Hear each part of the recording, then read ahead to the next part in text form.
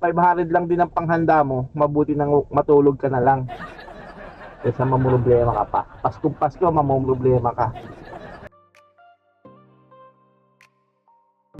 Trending to mga idol, nakita ko, 500 pesos mo daw, pwede na daw at kasya na daw pang Noche Buena ng isang pamilya sa isang mag-asawa, nanay, tatay at dalawang anak. Kasya na daw ang 500. Anong masasabi natin dito mga idol?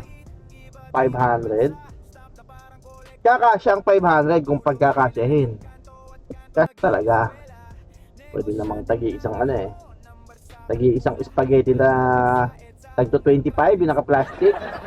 O, diba? Tapos chicken na tagti 15. Tapos na pang hinahanda, Coke 1.5. O, Coke 1.5. Ano pa? Dessert. O, yung ice cream.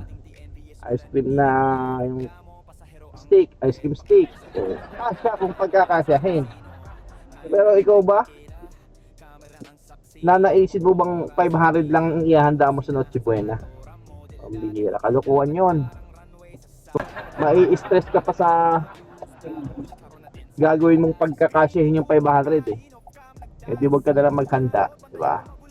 Yun yung ating pananaw. Kasya ang 500 kung pagkakasyahin.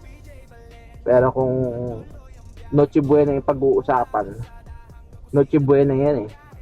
Isang beses lang yan sa isang taon. So, bakit mo titipirin sa 500? Ang bira. I-stressin mo lang yung sarili mo.